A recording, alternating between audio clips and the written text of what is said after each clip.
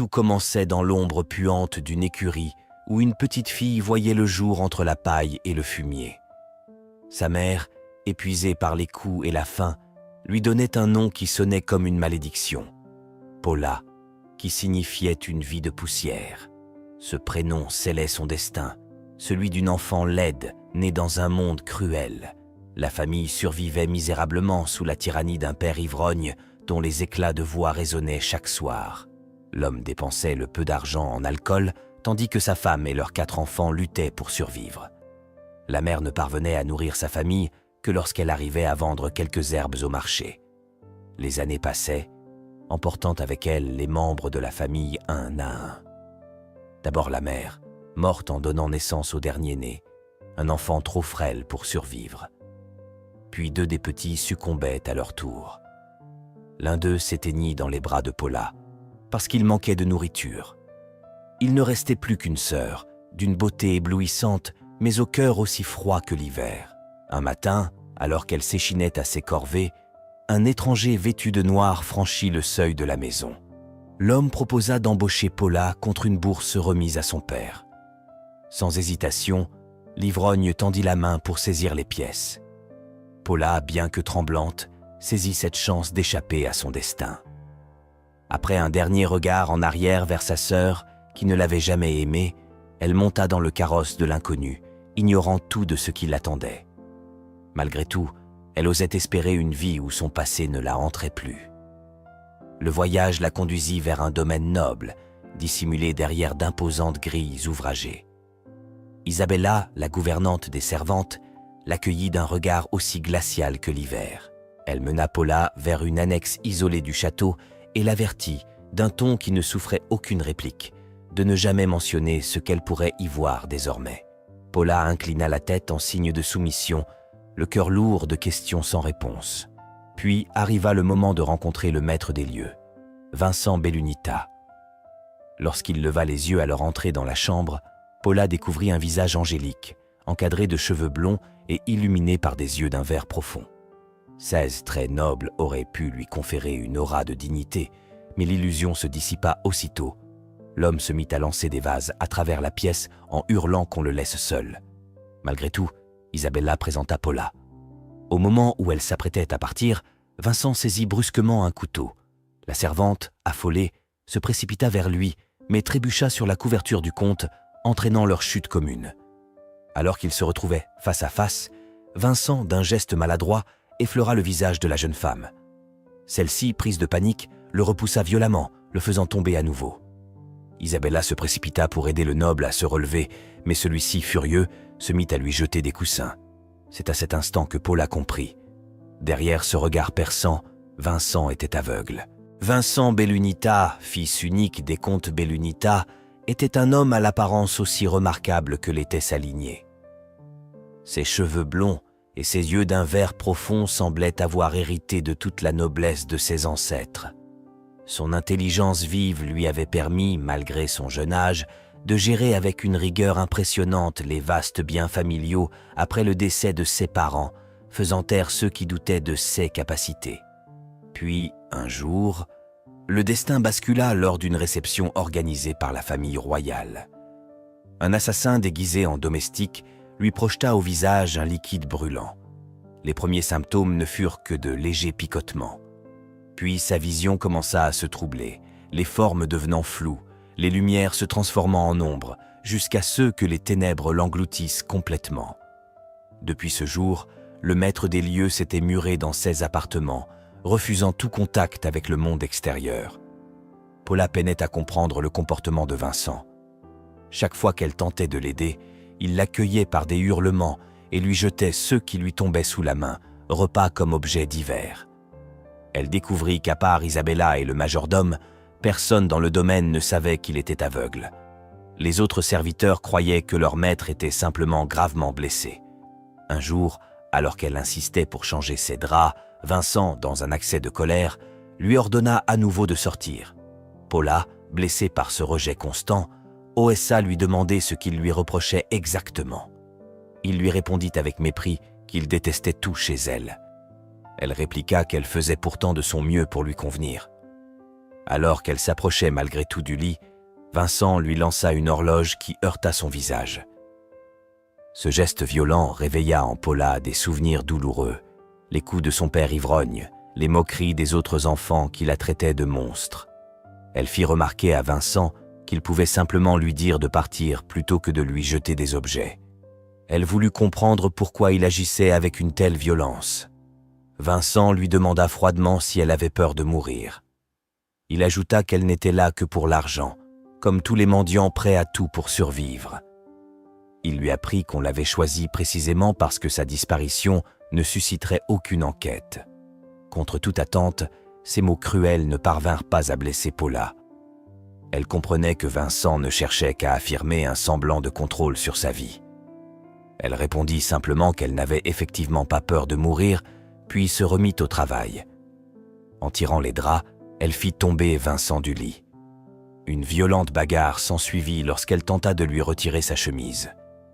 Dans la lutte, elle parvint à lui retirer sa chemise et découvrit avec horreur son corps émacié, couvert de blessures qu'il s'était visiblement infligées lui-même. Elle se souvint alors des avertissements d'Isabella.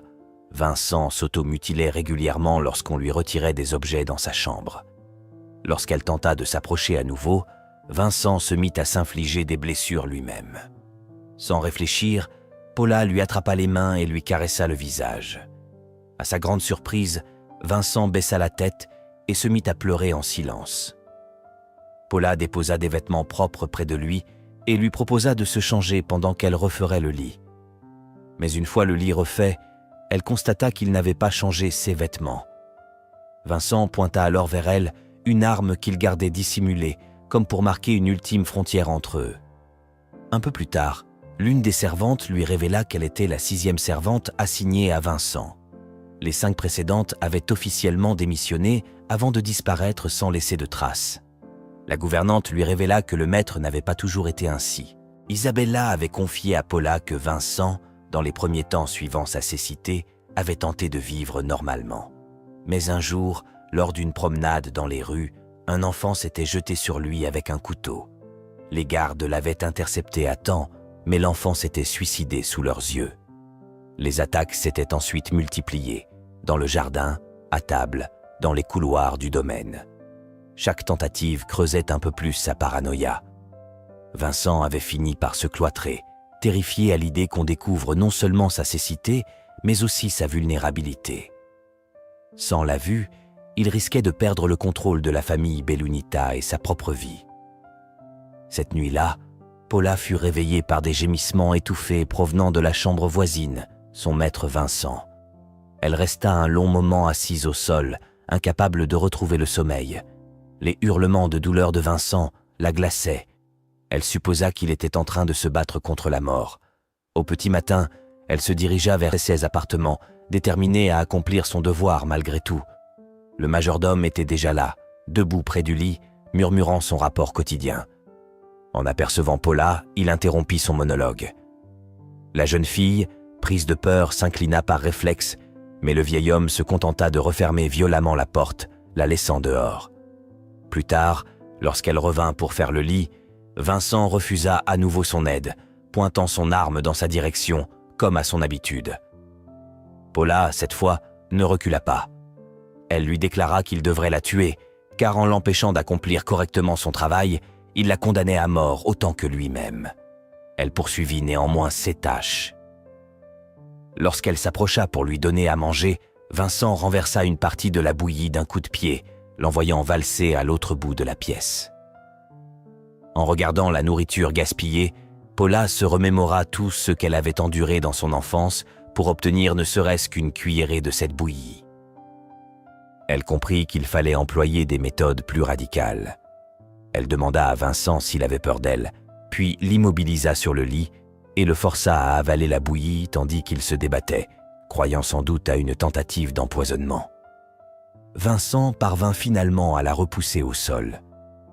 Paula se releva, satisfaite d'avoir réussi à lui faire tout avaler. Pendant qu'il tâtonnait pour retrouver son arme, qu'il finit par faire tomber, il lui annonça qu'elle était renvoyée.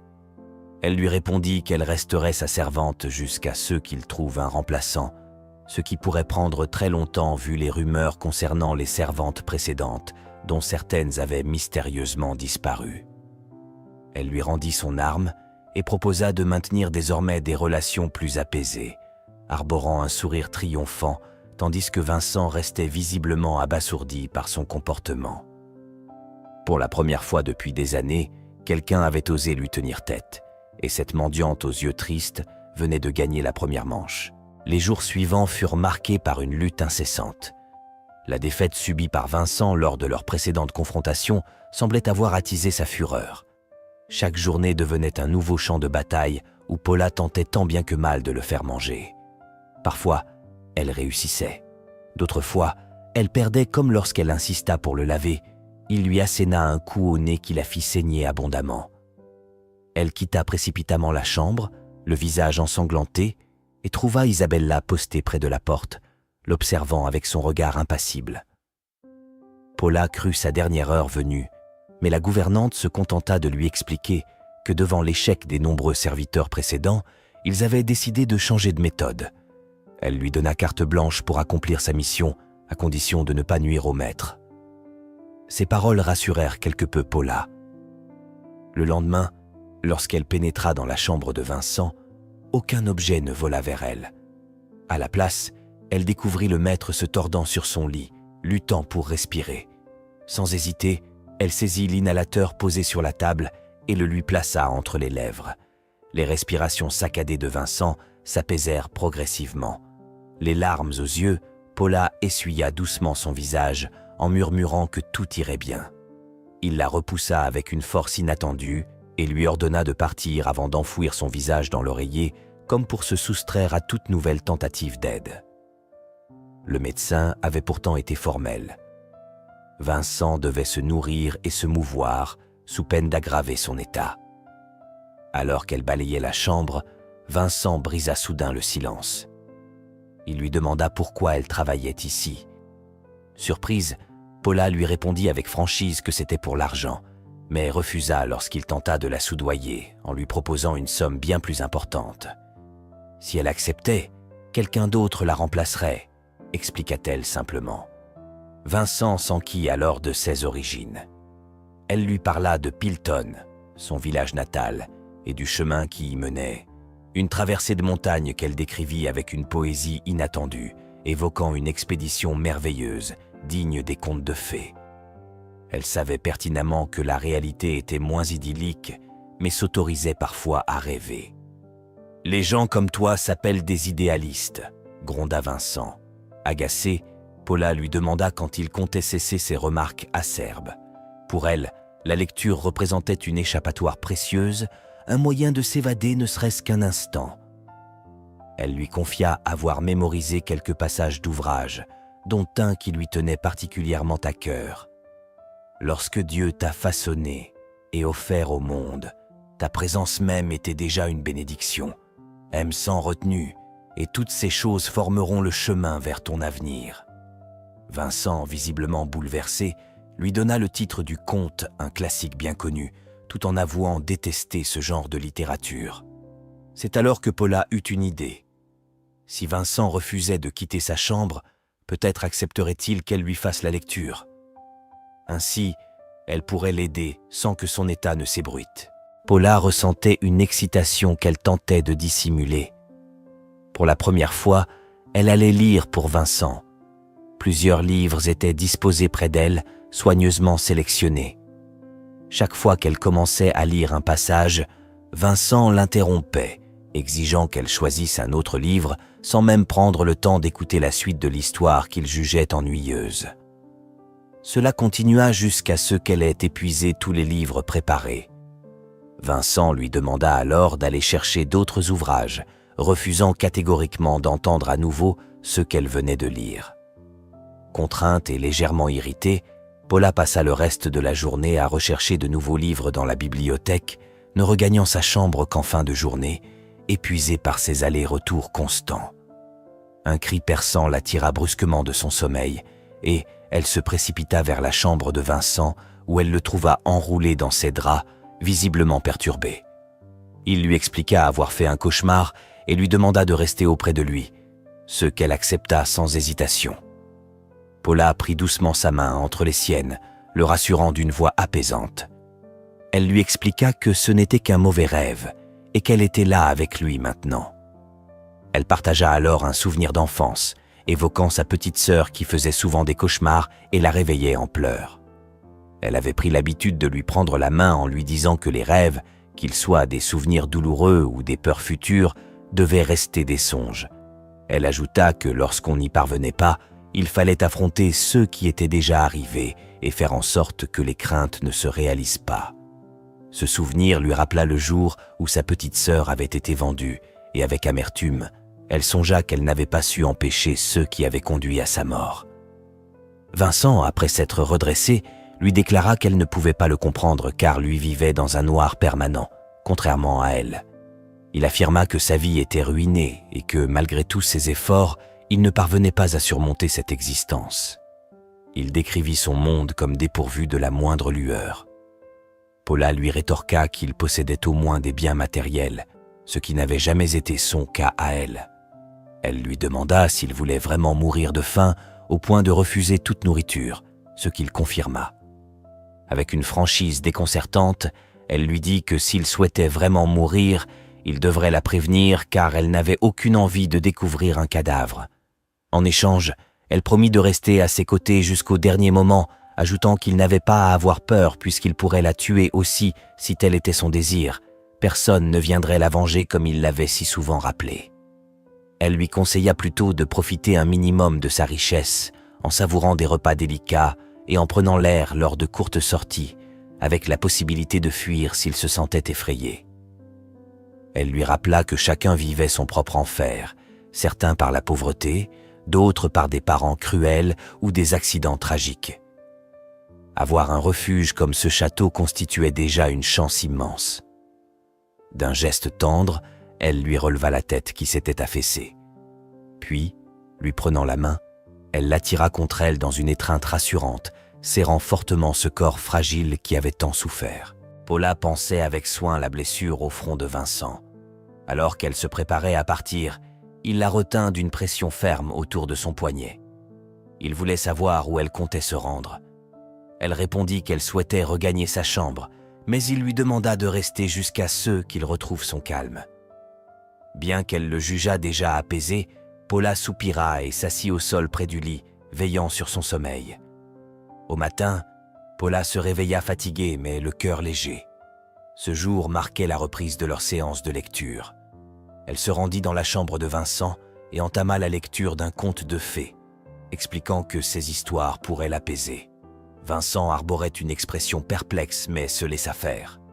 Au fil des jours, Vincent commença à apprécier ces moments de lecture, après avoir guidé Paula sur la manière de bien interpréter les textes. Le lendemain, alors qu'elle réfléchissait au prochain livre à choisir tout en faisant la vaisselle, son reflet dans un miroir l'interpella. Son visage, autrefois marqué par les blessures, semblait se transformer. Alors qu'elle se détournait, Isabella l'interrompit pour lui confier une nouvelle tâche, trier le courrier destiné à Vincent. La gouvernante lui demanda particulièrement de répondre aux lettres à l'encre dorée et d'isoler celles provenant d'une certaine Violette. Paula s'exécuta avec application. Les premiers jours, elle répondit ponctuellement aux missives dorées, mais d'autres lettres continuèrent d'arriver en nombre. Isabella, constatant ce flux incessant, lui ordonna de répondre systématiquement à chaque nouvelle arrivée. Un jour, alors qu'elle se dirigeait vers la chambre de Vincent, Paula remarqua un homme élégant frappant à la porte de l'annexe, une intrusion surprenante dans cet espace normalement interdit. L'inconnu s'approcha et se présenta comme Ethan Christopher. Reconnaissant immédiatement son rang élevé, Paula s'inclina respectueusement. Au même instant, la voix furieuse de Vincent retentit, exigeant qu'elle fasse partir le visiteur. Craignant pour l'état de son maître, Paula se précipita vers la porte, mais Isabella l'arrêta avant qu'elle ne puisse intervenir. Ethan et Isabella s'installèrent pour prendre le thé, conversant avec une aisance qui trahissait une longue connaissance. Debout, légèrement à l'écart, Paula observait leur échange et comprit progressivement qu'Ethan était un ami proche de la famille et qu'il connaissait le secret de Vincent. L'homme lui confirma cette intuition, ayant remarqué son regard interrogateur. Ethan s'enquit auprès d'Isabella du temps que Vincent avait passé reclus dans ses appartements. La gouvernante répondit que 6 mois s'étaient écoulés. Une ombre de regret traversa le visage d'Ethan. Il expliqua ne pas s'être pardonné d'avoir privilégié sa famille alors que son ami avait besoin de lui, ajoutant qu'il ne trouverait la paix qu'après avoir présenté ses excuses à Vincent en personne. Paula rapporta fidèlement ses propos à Vincent, espérant peut-être une ouverture. Mais le comte refusa catégoriquement de recevoir son ami et interdit formellement à Paula de l'approcher. Plus tard, alors qu'elle se dirigeait vers une table isolée pour prendre son repas, Paula tomba sur Ethan déjà installé. Elle voulut faire demi-tour, se souvenant de l'avertissement de Vincent, mais le charme naturel d'Ethan parvint à la convaincre de rester. Sous ses airs charmants, l'homme glissa habilement des questions pièges, tentant de cerner la jeune femme. Finalement, il avoua sa véritable inquiétude. Vincent n'avait répondu à aucune de ses nombreuses lettres, ni accepté les visiteurs qu'il avait envoyés. Ethan voulut savoir comment Vincent allait réellement. Paula répondit avec mesure que le comte faisait des efforts, qu'être soudainement plongé dans les ténèbres devait être terrifiant et qu'il est probablement le seul à pouvoir vraiment comprendre cette souffrance. Elle conseilla à Ethan de faire preuve de patience, ajoutant que parfois, le silence valait mieux que les mots. Ethan observa Paula avec un intérêt nouveau, remarquant sa franchise directe mais affectueuse. Il expliqua cependant ne pouvoir attendre davantage, ayant quelque chose d'important à transmettre. Il demanda alors à Paula d'intercéder en sa faveur auprès de Vincent, mais elle refusa poliment, tout en trouvant ce visiteur bien singulier. Se rapprochant avec un sourire charmeur, Ethan suggéra qu'il serait pratique qu'elle tombe sous son charme, mais Paula, sans la moindre hésitation, lui fit comprendre qu'il devait abandonner cette idée. Depuis son arrivée dans la demeure, Paula ne croisait quotidiennement que peu de personnes. Parmi elles, Rénika, une servante chargée d'apporter les provisions depuis la maison principale jusqu'à l'annexe. Elle était devenue une source précieuse d'informations. C'est par elle que Paula avait appris l'interdiction stricte d'entrer dans l'annexe, sous peine de mort. Seuls quelques domestiques triés sur le volet, comme le cuisinier, étaient autorisés à s'y rendre à des heures précises, au risque de leur vie. Ces révélations avaient glacé Paula, qui comprenait désormais pourquoi les couloirs restaient toujours déserts. Un soir, Paula surprit Ethan suppliant à la porte de Vincent, essuyant un refus catégorique. Le lendemain matin, elle le retrouva adossé à cette même porte, visiblement ayant passé la nuit là. Émue par sa détermination, elle lui proposa d'entrer pendant qu'elle changerait les draps, mais il déclina poliment, souhaitant être reçu de plein gré par son ami. Lorsqu'elle pénétra dans la chambre avec sa clé, Paula découvrit Vincent évanoui au sol. Le médecin, appelé en urgence, diagnostiqua une simple indigestion, l'estomac du comte ayant mal réagi à un soudain apport de nourriture. Paula, examinant l'assiette presque intacte, fut stupéfaite qu'un si petit morceau ait pu causer un tel trouble. Jamais elle n'aurait imaginé qu'un corps humain puisse se dérégler non par la mauvaise qualité, mais par la simple présence de nourriture. Après le départ du médecin, Ethan profita de la situation pour entrer. Les deux hommes engagèrent une conversation tendue. Constatant l'extrême maigreur de son ami, il l'exhorta à sortir prendre l'air. Vincent rétorqua qu'il ne le ferait qu'à une condition, qu'on lui rende la vue. Alors, sous le regard médusé de Paula et de Vincent, Ethan lança un ultimatum. Soit Vincent reprenait une vie normale, soit il se chargerait personnellement de révéler son état à tous. Paula nettoyait méthodiquement les vitres de la chambre d'invité où résidait Ethan. Ce dernier lui demanda des nouvelles de Vincent. Elle se souvint alors de la menace qu'il avait proférée la veille. Révéler l'état de Vincent à tous si ce dernier ne quittait pas sa chambre dans un délai de 2 jours. Un soupir lui échappa. Elle lui répondit qu'on ne menaçait pas ainsi les personnes dont on se souciait véritablement. Ethan expliqua qu'il agissait ainsi pour préserver les biens des Bellunita et éviter leur ruine. Il précisa qu'avant leur amitié, leur famille était déjà liée par des intérêts communs. Il demanda à Paula de l'aider à convaincre Vincent de sortir, mais elle refusa, quittant la pièce pour vaquer à d'autres occupations. Ethan la suivit obstinément à travers le château. Agacée, Paula se réfugia finalement dans la bibliothèque. Lorsqu'il l'interrogea sur sa présence en ces lieux, elle expliqua qu'elle cherchait des livres de contes à lire à Vincent. Cette réponse provoqua chez Ethan un rire si bruyant qu'il parvint jusqu'aux oreilles de Vincent, blotti sous ses couvertures.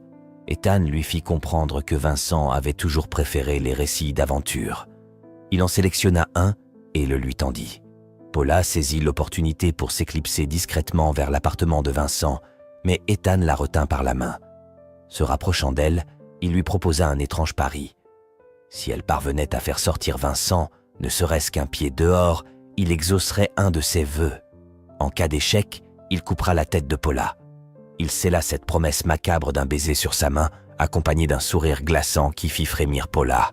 Paula observa Vincent enveloppé dans sa couverture, son visage marqué par une profonde tristesse. La menace d'Ethan pesait sur elle, et elle cherchait désespérément une solution. Elle réalisa progressivement qu'Ethan souhaitait simplement que Vincent quitte sa chambre. Avec détermination, elle entreprit de convaincre le comte de faire cet effort, mais Vincent refusait catégoriquement de sortir. Elle lui fit comprendre qu'Ethan voulait simplement qu'il trouve la force de quitter sa chambre. Elle serait là pour l'aider à apprendre à marcher, pas à pas, et lui montrer le chemin jusqu'à la porte. Les premiers essais furent difficiles. Paula enseigna patiemment à Vincent comment marcher à nouveau, guidant chacun de ses pas, leurs mains solidement unies. Lors du deuxième jour d'entraînement, Vincent, terrassé par la peur, voulut abandonner. Paula le rassura, insistant pour qu'il continue. Il exigea qu'elle ne lâche jamais sa main, mais au moment crucial, elle retira doucement sa main. Elle lui rappela qu'il s'était suffisamment entraîné et qu'il devait maintenant avancer seul, tout en lui assurant qu'elle resterait près de lui. Vincent, malgré sa peur palpable, avança en tâtonnant. Ses mains tremblantes cherchaient à des repères dans le vide jusqu'à la porte, où il glissa et tomba contre Paula qui l'attendait. Il admit avoir eu peur de chuter. Paula le rassura en lui expliquant que toute aventure suscitait la peur, mais que sans courage, on restait prisonnier de son propre enfer. Elle lui dit que même dans l'obscurité la plus totale, on peut toujours entendre la voix d'un ami ou d'un proche, qu'on ne voit peut-être pas le visage, mais qu'on n'est jamais vraiment seul. Le jour du pari arriva.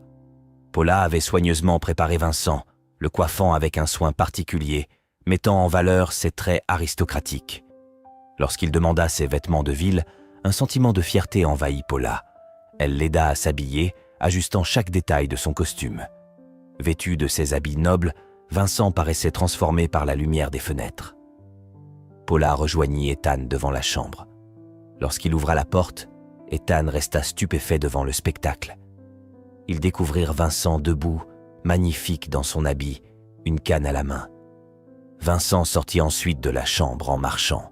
Il leva sa canne avec détermination, mais Ethan esquiva instinctivement. L'arme brisa violemment la fenêtre derrière lui. Vincent menaçait Ethan de mort s'il osait à nouveau le menacer sous le regard médusé de Paula. Le pari était gagné.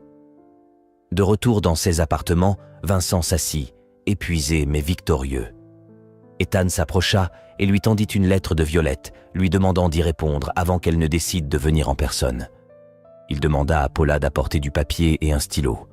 En quittant la chambre, Paula se souvint soudain des lettres qu'elle devait encore classer, ces missives incessantes qui portaient toutes le même nom. Paula venait de terminer le classement des lettres lorsqu'une pensée l'arrêta. Depuis l'arrivée d'Ethan, plus aucune missive à l'encre dorée n'était parvenue à la demeure. Elle soupçonnait une possible connexion entre ces deux événements. Alors qu'elle réfléchissait à cette étrange coïncidence, Ethan fit irruption derrière elle, la faisant sursauter. Il lui demanda si elle pensait à lui, avec ce ton ambigu qui la déstabilisait toujours. Soudain, un coup de vent s'engouffra par la fenêtre ouverte, et Ethan, dans un geste inattendu, posa son manteau sur ses épaules pour la protéger du froid. Paula trouvait déconcertant ce mélange de cruauté et d'attention chez cet homme.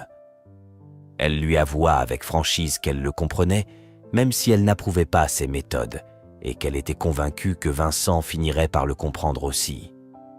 Ethan exprima son espoir que son ami puisse changer. Paula lui fit remarquer que Vincent avait déjà beaucoup progressé depuis son arrivée, elle qui avait été engagée précisément pour l'aider dans sa période de stagnation. Elle laissa entendre qu'une fois Vincent rétabli, elle ne serait plus d'aucune utilité dans la demeure. Ethan lui rappela alors qu'elle avait gagné leur pari et lui demanda quel souhait elle voulait voir exaucé. Après un moment de réflexion, Paula exprima simplement son désir de collaborer ensemble. Interrogée sur les raisons de ce choix, elle expliqua qu'elle souhaitait pouvoir rester le plus longtemps possible dans la demeure, n'ayant nulle part où aller ailleurs. Ethan accepta d'honorer sa promesse. Le lendemain, Paula aida Ethan à préparer ses bagages pour son départ. Alors qu'il se dirigeait vers la voiture avec Isabella, elle ne put s'empêcher de lui demander finalement quelle encre il utilisait pour écrire ses lettres. Il lui répondit qu'il n'employait que de l'encre noire.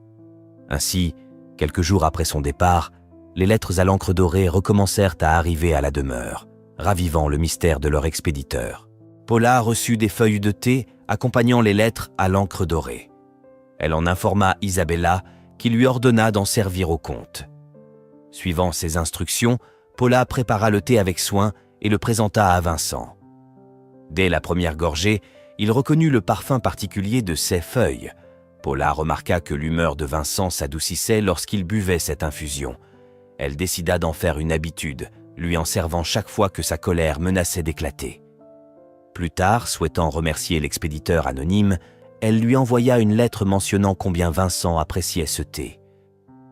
Quelques jours après, des dizaines de boîtes de feuilles de thé arrivèrent à la demeure. Une nouvelle lettre à l'encre dorée proposa une rencontre pour savourer ensemble cette boisson dans les jardins. Paula, se sentant redevable, hésita longuement sur la réponse à donner. Elle envisagea d'en parler à Vincent, mais l'idée de briser le secret la retint. Les réparations de la vitre brisée furent enfin terminées. Paula suggéra à Vincent de diriger sa colère contre elle plutôt que contre les fenêtres, mais il refusa. À la place, il lui ordonna de renvoyer immédiatement Ethan s'il se présentait à nouveau. Cette demande surprit Paula. Vincent lui expliqua alors que ce n'était pas par haine, mais parce que la famille d'Ethan était responsable de son état. Pourtant, Ethan cherchait à en avoir la confirmation de sa bouche, une chose que Vincent ne pouvait lui accorder, prisonnier de sa cécité. Sous le choc, Paula resta immobile, le poids de cette révélation l'écrasant. Vincent exigea qu'elle garde ce secret, puis la congédia de sa chambre. En sortant, elle se souvint de l'avertissement qu'Isabella lui avait donné le premier jour. « Tu ne parleras de rien. » Elle enfouit cette confidence au plus profond d'elle-même. Depuis ce jour, ils n'évoquèrent plus jamais cette conversation. Ce matin-là, Paula pénétra dans la chambre de Vincent pour le préparer comme à son habitude. Elle fut immédiatement frappée par son attitude inhabituellement docile. Lorsqu'elle lui proposa son aide pour sa toilette, il refusa d'un ton ferme mais calme, affirmant pouvoir le faire seul. En retirant sa chemise, elle constata que son corps avait retrouvé une musculature plus pleine et que la plupart de ses cicatrices s'étaient refermées. Voyant qu'elle s'attardait, Vincent lui ordonna de quitter la pièce pour préserver son intimité. Paula obéit sans protester. Après son bain, Vincent mangea l'intégralité du repas préparé par le cuisinier qui se réjouit de voir enfin son maître retrouver l'appétit. Isabella, observant ses progrès marqués, adressa à Paula des compliments sur son travail et l'encouragea à poursuivre dans cette voie. Profitant de cette docilité inédite, Paula eut enfin un peu de temps pour elle.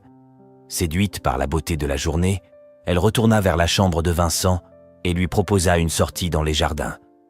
Après quelques hésitations, il finit par consentir. Elle le guida avec précaution vers une table discrètement installée dans le jardin de l'annexe, à l'abri des regards indiscrets. Tout en lui servant du thé, elle nota l'expression nostalgique qui traversa son visage lorsqu'il reconnut l'endroit où il avait autrefois passé des moments heureux avec ses amis avant qu'il ne perde la vue. Paula entama alors la lecture d'un récit d'aventure, choisissant avec soin un texte susceptible de lui plaire. Le vent léger et les bruits de la nature créaient une ambiance apaisante. Vincent, calme, écoutait attentivement. Soudain, il interrompit la lecture pour lui demander une description détaillée de son apparence.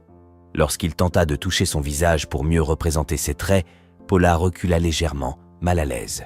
Elle se contenta d'une brève description mentionnant sa petite taille et ses cheveux bouclés. Vincent, insatisfait, tendit la main pour vérifier par le toucher la texture de ses boucles, ce qui la fit rougir. Puis il exigea des précisions supplémentaires, déterminé à construire dans son esprit une image complète de celle qui partageait désormais son quotidien. Paula se remémora les années douloureuses de son enfance. On l'avait toujours traitée de laide, non seulement à cause de sa maigreur contrastant avec les formes plus pleines des filles de son âge, mais aussi à cause des cicatrices qui marquaient son corps, des stigmates des coups de son père. Sa sœur Elisa, en revanche, avait toujours été considérée comme la plus belle, ce qui lui valait l'acceptation générale malgré son caractère désagréable et même l'affection de leur père, alors que Paula subissait violence et rejet. Craignant que son apparence ne provoque son renvoi, elle décrivit longuement Elisa au comte plutôt que de parler d'elle-même. À sa grande surprise, Vincent déclara qu'elle était belle et qu'il pourrait la reconnaître simplement comme la plus petite personne du château. Cette description inattendue la troubla. Elle s'était préparée à ce qu'il évoque les traits de son visage qu'elle venait pourtant de lui décrire. Vincent exprima alors le désir de marcher. Paula le guida à travers le jardin, profitant de ce moment de calme. C'est alors qu'il lui révéla l'existence de sa fiancée, Violette. Il insista sur le fait que si cette dernière venait au château, Paula devrait l'éloigner rapidement. Ces fiançailles, arrangées par leur famille pour des raisons politiques, ne devaient surtout pas être compromises par la révélation de sa cécité. Paula promit de veiller à ce que le secret soit préservé. Soudain, une rafale de vent emporta la couverture qu'elle tenait. Elle s'élança pour la rattraper, laissant Vincent seul un instant. La couverture s'était accrochée à une branche, mais avant qu'elle ne puisse la saisir, un bel inconnu la ramassa et la lui tendit. Honteuse, Paula cacha son visage, mais l'homme lui affirma qu'elle était très belle avant de lui rendre la couverture. Entendant Vincent l'appeler avec inquiétude, elle reprit précipitamment le tissu, mais pas avant d'apercevoir une lettre à l'encre dorée. Elle comprit alors qu'il était l'expéditeur mystérieux. Elle retourna en hâte vers Vincent qui, visiblement énervé, lui ordonna de ne plus jamais l'abandonner ainsi. Il s'appuya contre elle, avouant avoir eu peur. Paula s'excusa et le rassura de sa présence. De retour dans l'annexe, Isabella les rejoignit, paniquée. Avant qu'elle ne puisse parler, une voix familière retentit, celle de Violette, accompagnée d'Ethan, appelant Vincent. Violette, une femme d'une beauté frappante avec ses longs cheveux blonds et ses yeux d'un bleu clair, portait une robe rose pâle assortie à son chapeau. Elle appela Vincent d'une voix tremblante d'émotion, les larmes aux yeux, avant de se précipiter vers lui en murmurant combien il lui avait manqué. Ethan l'arrêta d'un geste ferme, lui intimant de se calmer. Paula comprit immédiatement qu'il s'agissait de la fiancée de Vincent. Une vague de panique l'envahit, glaçant ses pensées. Vincent, la tête baissée, serra fortement sa main comme pour y puiser un semblant de stabilité dans cette situation périlleuse. Sans hésiter, Paula resserra son étreinte et lui chuchota de courir. Elle le guida en hâte vers sa chambre, espérant disparaître avant que Violette ne remarque sa cécité. Leurs pas précipités laissèrent derrière eux 3 témoins immobiles devant ce geste inhabituel. Dans le salon, Isabella, Ethan et Violette étaient installés autour de la table à thé que Paula s'affairait à servir. La jeune servante présenta ses excuses à Violette pour leur fuite précipitée plus tôt. Violette, d'une voix douce, la rassura tout en se présentant comme Violette Marguerite, l'autorisant à l'appeler par son prénom. Paula observa discrètement la fiancée de Vincent, frappée par sa beauté, ses longs cheveux blonds, ses yeux bleu ciel, sa robe élégamment coordonnée à son chapeau. Elle fut encore plus surprise de découvrir que son caractère semblait aussi agréable que son apparence lorsqu'elle la remercia poliment pour le thé.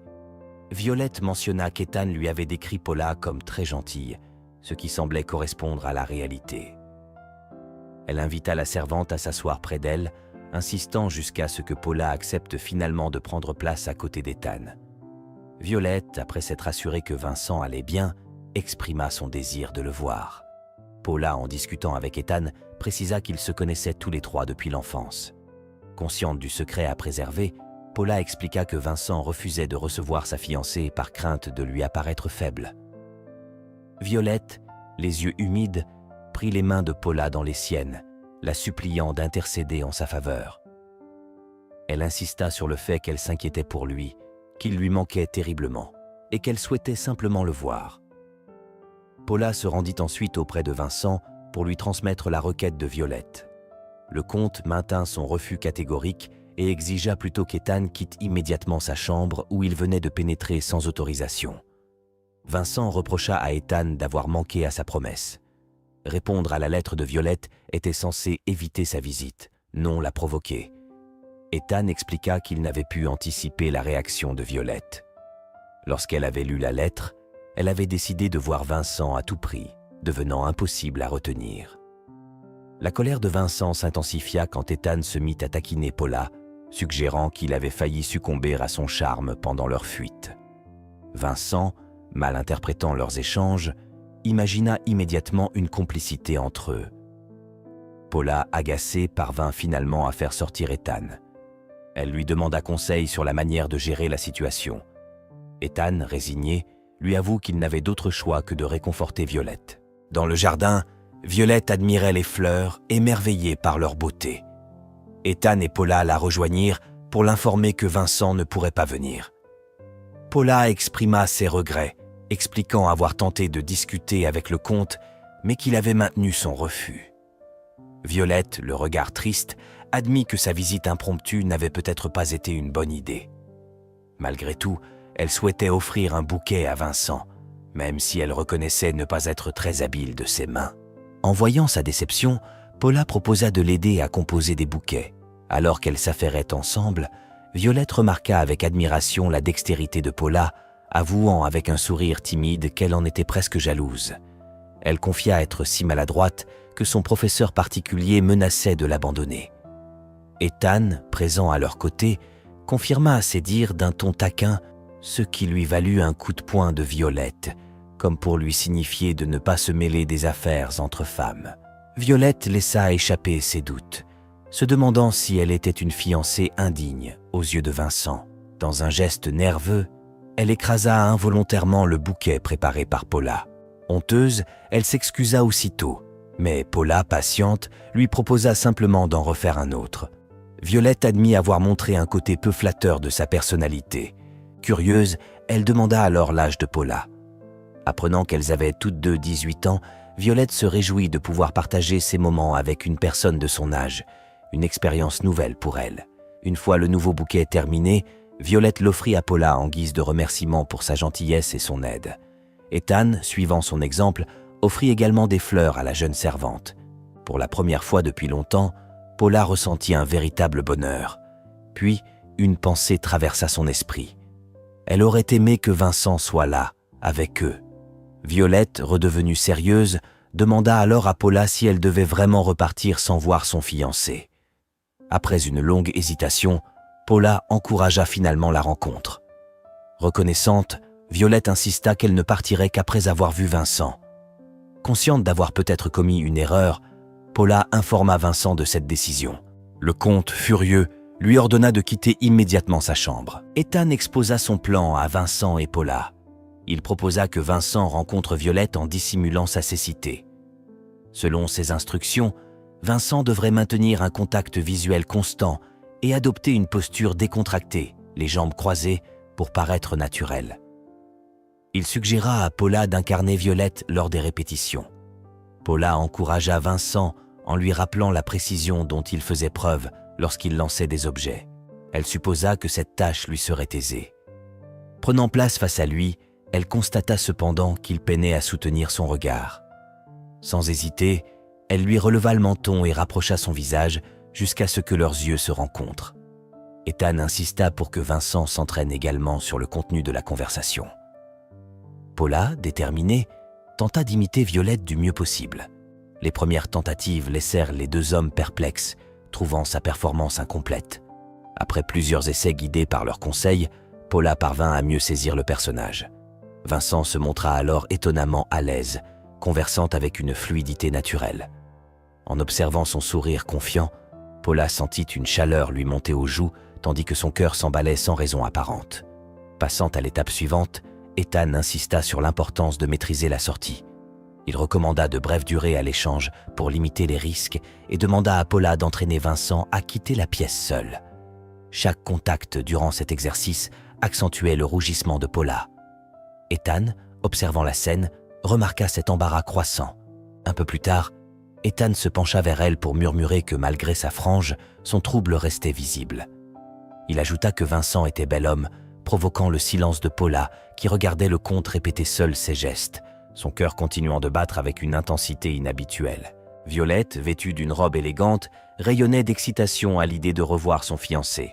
Elle demanda avec enthousiasme l'avis de Paula sur sa tenue avant que cette dernière ne l'accompagne au salon où Vincent et Ethan les attendaient. En ouvrant la porte, Violette se précipita vers Vincent, mais Ethan l'arrêta d'un geste et l'invita à s'asseoir face à lui. Violette exprima combien Vincent lui avait manqué, mentionnant n'avoir reçu aucune nouvelle de sa part. Vincent expliqua que les événements récents l'avaient contraint à prendre ses distances pour la protéger, mais qu'il comptait renouer contact une fois la situation apaisée. Violette le remercia d'avoir accepté cette rencontre, avouant avoir craint sa haine. Elle confia à quel point son absence lui avait pesé sous le regard discret et distant de Paula. Cette dernière se remémora les mots qu'elle avait prononcés lors des répétitions et le sourire de Vincent lorsqu'il l'avait remercié. Elle réalisa alors son rôle secondaire dans cette histoire. En observant l'expression impassible de Vincent face aux déclarations de Violette, Paula ressentit une étrange surprise.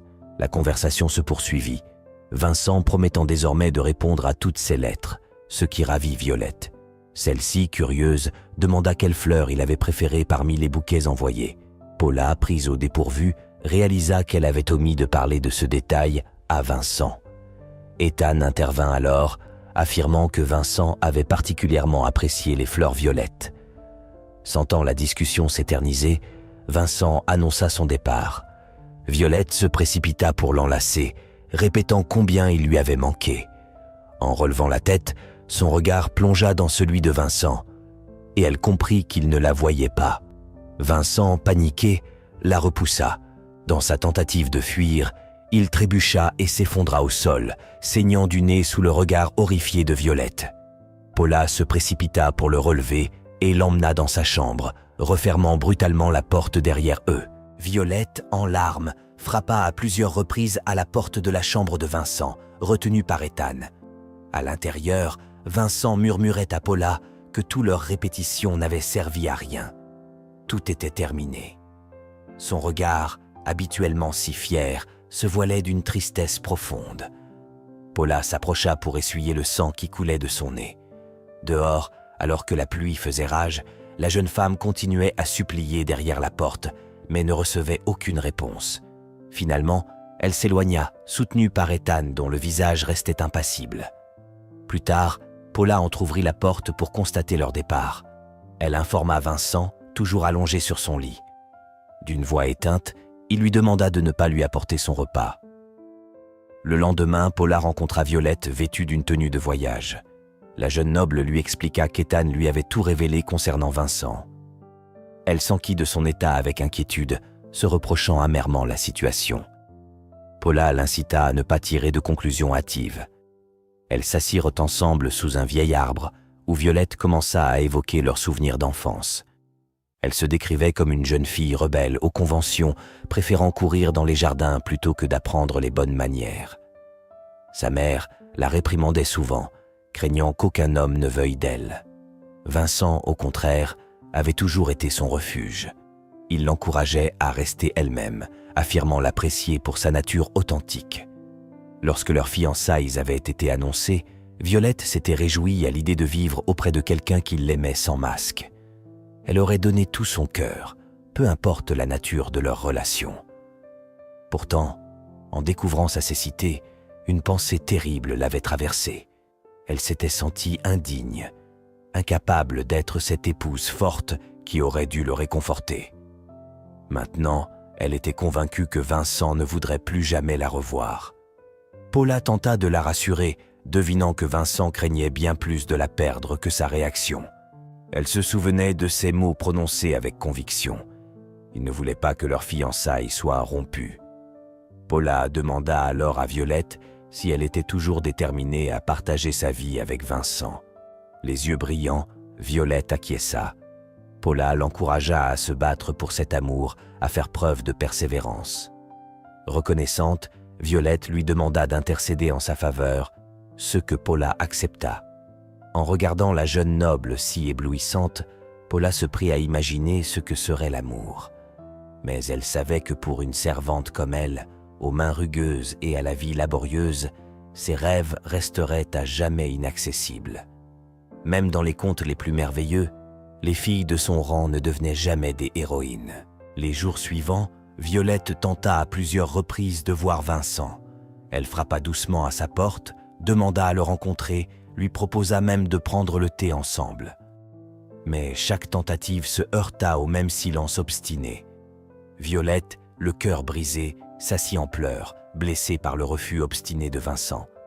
Ethan lui suggéra de rentrer chez elle, mais elle refusa, déterminée à attendre aussi longtemps que nécessaire. Paula, voyant la détresse de Violette, décida d'intervenir. Alors qu'elle servait le repas à Vincent, elle plaida en faveur de la jeune femme. Furieux, il refusa catégoriquement et renversa la nourriture brûlante sur sa main tout en lui ordonnant de sortir. Malgré son refus, Paula tenta de lui nettoyer la main avant de se retirer. Plus tard, elle réalisa que plus Vincent se sentait faible et misérable, plus il devenait acerbe, comme pour se protéger. Ne supportant pas de voir son maître sombrer davantage, Paula décida d'agir. Elle rassembla toutes les lettres que Violette lui avait envoyées et les lui apporta, proposant de les lui lire. Elle lui expliqua que Violette n'avait jamais cessé d'écrire, tous les 2 jours, malgré l'absence de réponse. À mesure que Paula lisait, les mots sincères de Violette firent leur œuvre. Il finit par comprendre la profondeur de son attachement et accepta finalement de la revoir. Lorsque Violette entra dans la chambre, ses larmes coulaient librement. Elle se précipita vers Vincent, lui promettant de ne jamais rompre leur fiançailles et de garder son secret. Ému, il la serra contre lui tapotant le dos pour la réconforter. Le soir venu, resté seul avec Paula, Vincent se tourna vers elle. Il la remercia sincèrement pour son aide, lui prenant la main avec une tendresse inattendue. Le cœur de Paula s'emballa, et elle sentit la chaleur lui monter aux joues sous ce contact inhabituel. Le lendemain matin, Paula se réveilla avec les souvenirs de la veille encore frais dans son esprit. Le soleil brillait ce matin-là, éclairant le jardin où Violette avait organisé un thé, insistant pour que Paula se joigne à eux malgré ses réticences initiales. Assise à la table, Paula se sentait profondément mal à l'aise. La présence d'Ethan, de Vincent et de Violette, tous réunis dans ce cadre trop élégant pour elle, lui donnait l'impression d'être une intruse. Lorsqu'elle prétexta devoir chercher du thé supplémentaire pour s'éloigner, Vincent tendit la main comme pour la retenir, mais Ethan, percevant son malaise, lui fit signe de la laisser partir. Paula hésitait, elle n'avait aucune envie de retourner à cette table. C'est alors qu'elle aperçut un homme qu'elle reconnut immédiatement, celui qu'elle avait croisé dans les bois lors d'une promenade avec Vincent. En retournant avec la théière, Violette lui présenta l'étranger comme Lucas Christopher, frère d'Ethan. L'homme aux yeux et cheveux bruns s'approcha avec élégance et porta sa main à ses lèvres dans un baiser de courtoisie. Un frisson parcourut Paula lorsqu'elle se souvint des mots de Vincent. La famille Christopher était responsable de son état. Elle s'éclipsa précipitamment sous prétexte de chercher une tasse supplémentaire. Lucas la rejoignit près de l'office alors qu'elle saisissait une tasse d'une main tremblante. Paula lui demanda s'il était l'expéditeur des lettres à l'écriture dorée. Lucas expliqua n'avoir fait que ramasser la lettre à l'entrée du domaine pour les remettre au premier domestique qu'il croiserait, et c'était elle. Voyant sa peur persistante, il ajouta qu'il était responsable de la cécité de Vincent. La révélation fit tomber la tasse des mains de Paula qui se brisa au sol. Vincent arriva aussitôt, attiré par le bruit. Paula l'entraîna à l'écart, le pressant de s'éloigner de Lucas qu'elle croyait dangereux. Vincent secoua la tête et précisa que le véritable responsable de sa cécité était James, le demi-frère d'Ethan, et non Lucas. Paula et Vincent rejoignirent les autres à table après leur conversation. Elle servit le thé à chacun, y compris à Lucas qui les avait finalement rejoints. Tout en accomplissant sa tâche, elle gardait ses distances, repensant aux confidences de Lucas. Une servante comme elle ne pouvait rien contre ces nobles, se disait-elle. Plus tard, dans la chambre de Vincent, Paula lui fit la lecture comme à leur habitude, mais remarqua sa mélancolie. Elle se demanda ce qui pouvait bien le tourmenter. Vincent, flairant l'air, perçut une douce odeur sucrée. Paula expliqua qu'elle avait apporté un dessert dont le cuisinier lui avait dit qu'il l'aimait quand il était enfant. Elle posa la pâtisserie sur la table et en tendit un morceau à Vincent. À son expression, elle comprit qu'il l'appréciait toujours autant. Discrètement, elle goûta elle aussi et découvrit avec délice cette saveur nouvelle. Plus tard, Vincent entendit le froissement d'un tissu. Paula lui expliqua que c'était le ruban dans ses cheveux, un cadeau de Violette. Elle se souvint du jour où la jeune noble le lui avait offert après qu'elle eut utilisé le sien pour attacher le bouquet de fleurs. Elle avait tenté de refuser, mais Violette avait insisté. Paula murmura que ce ruban est trop beau pour elle, mais Vincent, sans hésiter, affirma qu'il lui allait certainement très bien. Mal à l'aise, Paula supposa qu'il devait imaginer qu'elle ressemblait à sa sœur qu'elle avait décrite. Elle quitta précipitamment la chambre, prétextant devoir chercher un autre livre. Paula s'installa à la table et commença sa lecture habituelle. Vincent, rompant le silence, lui demanda si elle ne se sentait pas étouffée de passer tout son temps avec lui. Elle répondit qu'elle était satisfaite de sa vie actuelle. Il insista, évoquant son foyer, mais elle secoua la tête. Lorsqu'il mentionna sa petite sœur dont elle lui avait parlé, Paula répondit de manière évasive, disant simplement qu'elle était partie pour un bel endroit. Elle ajouta que ses frères et sœurs avaient quitté cet enfer dominé par le diable et devaient connaître le bonheur désormais. Son visage s'assombrit légèrement, tandis qu'elle s'interrogeait sur leur possible ressentiment depuis l'au-delà. Vincent, mal interprétant ses propos, crut qu'elle évoquait des mariages et s'enquit si sa sœur avait épousé quelqu'un. Paula réalisa alors qu'il n'avait pas compris son allusion à leur mort. Elle précisa rapidement qu'elle avait une troisième sœur encore en vie, vivant avec leur père. Elle murmura que personne ne l'attendait et ne manquait à personne. Paula lui retourna la question, s'informant si ses parents lui manquaient. Vincent lui répondit non. Puisqu'il les rejoindrait à sa mort, il ne voyait pas l'utilité de les regretter. Paula trouva cette réponse glaciale tout en la comprenant. Elle-même avait dû enfouir sa douleur pour survivre au jour le jour. Elle se demanda s'il avait suivi le même chemin. Curieuse, Paula lui demanda ce qu'il désirait plus que tout. Vincent, sans hésitation, avoua qu'il voulait retrouver la vue. Lorsqu'il lui posa la même question, elle répondit qu'elle souhaitait simplement rester longtemps auprès de lui, n'ayant nulle part où aller. Vincent, inexplicablement joyeux, lui accorda cette permission. Il lui disait qu'elle pouvait rester aussi longtemps qu'elle le voudra, ajoutant qu'elle lui appartenait désormais. Les joues de Paula s'embrasèrent. Il ajouta que, depuis sa cécité, ses autres sens s'étaient aiguisés, au point qu'il pouvait imaginer son expression surprise. Paula observa Vincent, notant son évolution. Il ne s'isolait plus comme autrefois. Elle, la servante, veillait sur lui, et lui, le maître, progressait pas à pas vers la lumière. Pourtant, une pensée trouble l'effleura.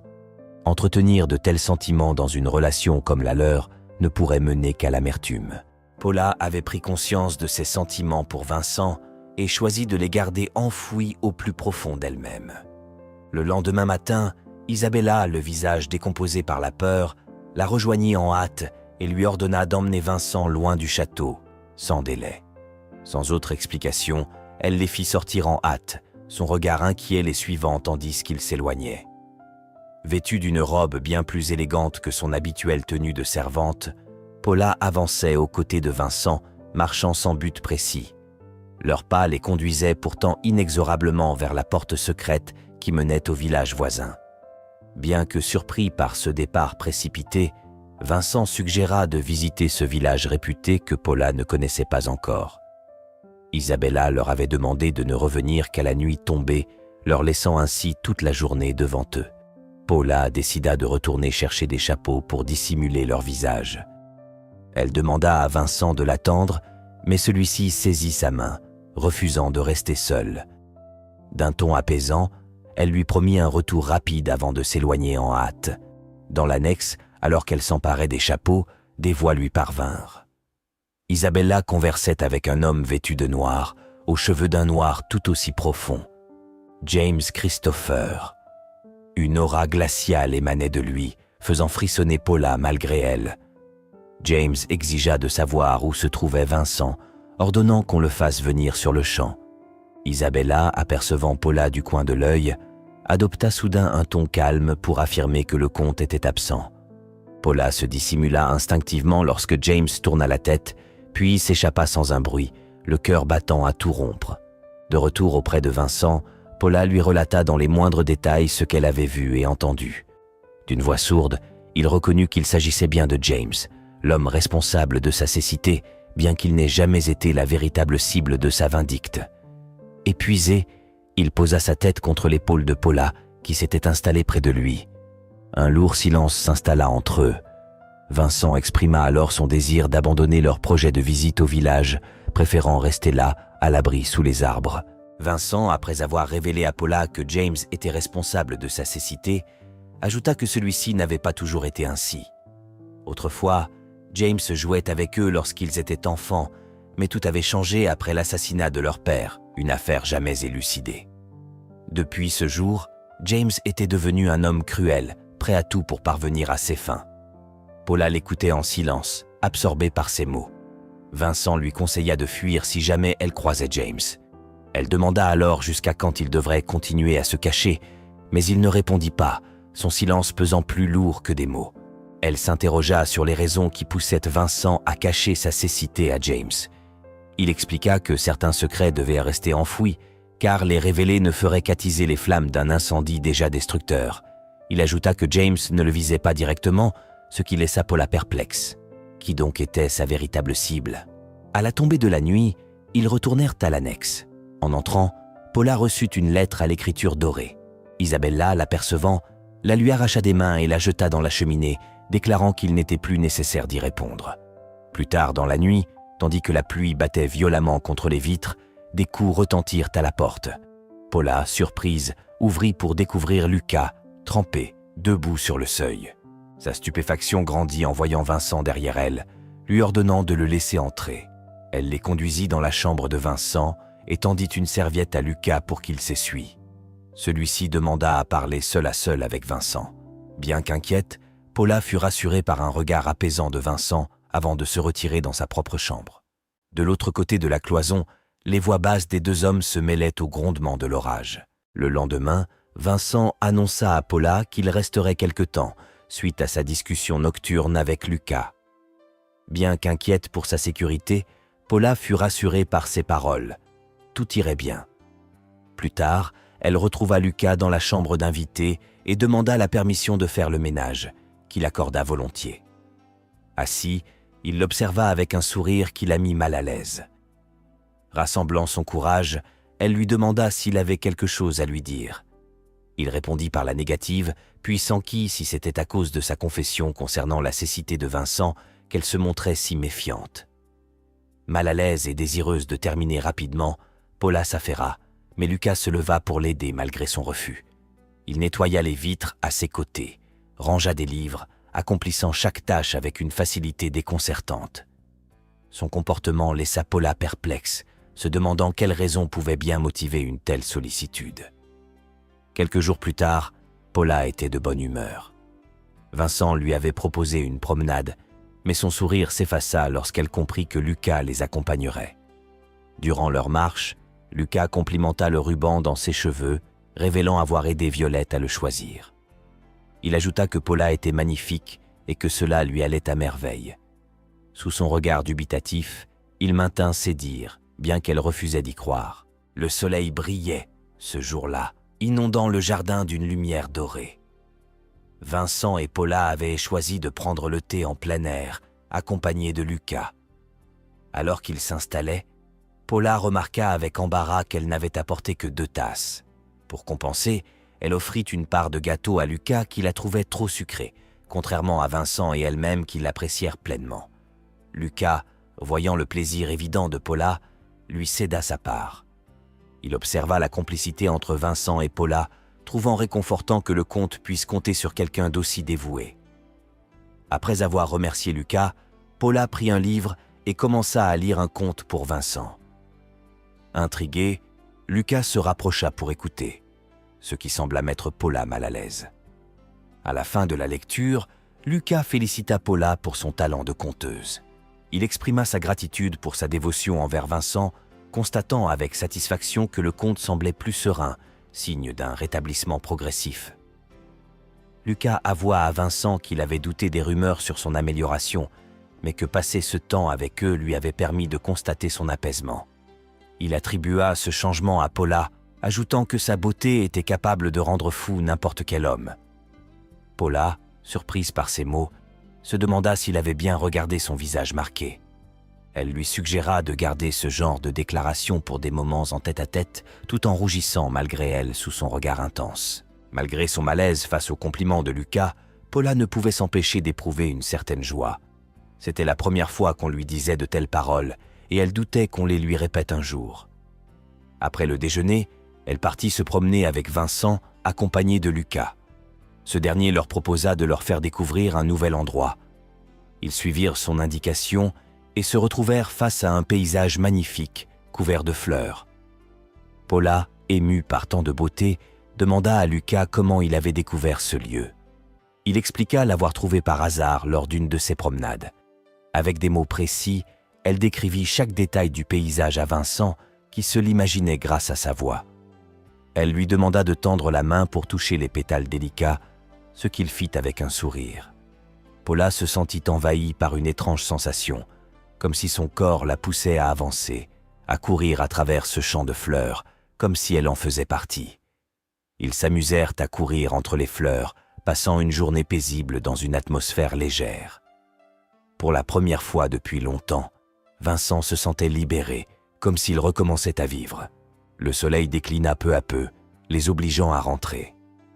Le soir venu, Paula se rendit dans la chambre de Lucas pour lui rapporter le haut qu'il lui avait prêté plus tôt.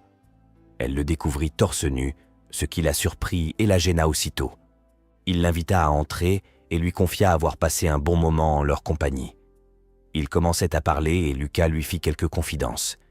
Il lui révéla que la cécité de Vincent était sa faute. À l'époque, il recevait des menaces de mort et n'avait aucun moyen de se défendre. Il avait alors fait venir Vincent pour le protéger, ce que ce dernier avait réussi au prix de sa vue. Sous le regard choqué de Paula, Lucas ajouta qu'il avait donc décidé de lui offrir ses propres yeux. Lucas expliqua à Paula que les yeux de Vincent n'avaient pas perdu leur fonction et qu'une opération chirurgicale pourrait lui rendre la vue. Il précisa qu'il s'agissait d'une procédure complexe pour laquelle il n'avait aucun médecin compétent dans leur pays, mais qu'une telle opération avait récemment été réussie ailleurs, laissant ainsi un espoir. Il affirma être prêt à donner ses propres yeux à Vincent, ajoutant qu'il allait de toute façon bientôt mourir. Paula, sous le choc, resta sans voix devant cette décision déjà prise. Lucas s'approcha alors, plongea son regard dans le sien et éclata soudain de rire, prétendant qu'il plaisantait et qu'elle avait été trop naïve pour le croire. Il la raccompagna rapidement à la porte, prétextant l'heure tardive. Le lendemain, Paula demanda à Vincent l'autorisation d'utiliser sa canne. Intrigué, il s'enquit des raisons de cette requête. Elle expliqua que la nuit précédente, prise de colère, elle avait frappé le mur à main nue pour se défouler.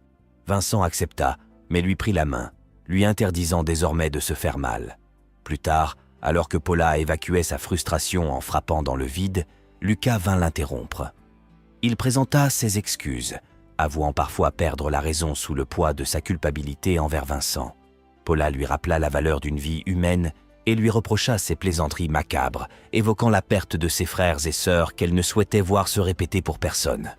Touché par son pardon, Lucas lui offrit des fleurs et déposa un baiser sur sa joue en lui avouant ses sentiments les plus sincères, faisant rougir Paula de confusion. En fin de journée, Violette fit son apparition et décida de rester avec Vincent. Elle se montra furieuse d'apprendre que Lucas était venu sans prévenir et que Vincent l'avait autorisée à rester. Malgré cela, elle fut ravie de revoir Paula, qu'elle emmena dans sa chambre après une étreinte chaleureuse. Là, elle demanda à Paula de se déshabiller pour essayer les nombreux cadeaux qu'elle lui avait apportés, laissant cette dernière profondément embarrassée. Violette insista longuement pour voir Paula vêtue d'une robe de haute cour malgré les réticences de la jeune femme. Après plusieurs tentatives, Paula finit par céder et constata avec surprise que la robe lui allait parfaitement. Lorsque Violette proposa de poursuivre par une coiffure et un maquillage, l'expression de Paula changea soudain. La peur la paralysa à l'idée que Violette puisse la rejeter après avoir vu son visage de près. Dans son empressement à reculer, Paula perdit l'équilibre et tomba brutalement, exposant malgré elle ses traits à Violette. Paula se mit à s'excuser frénétiquement, ses souvenirs remontant à la surface. Elle imaginait déjà le dégoût de Violette en découvrant pleinement ses traits, se rappelant les moqueries cruelles subies autrefois lorsqu'un garçon dont elle était amoureuse l'avait rejetée avec mépris. Violette s'agenouilla près d'elle et lui releva doucement le visage. Elle affirma qu'elle ne s'éloignerait jamais d'elle, appréciant profondément sa gentillesse, ses conseils et sa personne tout entière. Elle lui demanda de ne plus jamais se qualifier de laide. Après l'avoir aidée à se relever, Violette proposa un compromis. Coiffer simplement ses cheveux en arrière tout en conservant sa frange. Paula, touchée par cette attention, accepta. Bien que légèrement déçue par le refus partiel de ses cadeaux, Violette y ajouta quelques bijoux pour parfaire la tenue. Lorsque Paula se contempla dans le miroir, elle eut du mal à reconnaître la femme élégante qui lui faisait face. Violette, à ses côtés, ne cessait de la complimenter, insistant sur sa beauté naturelle.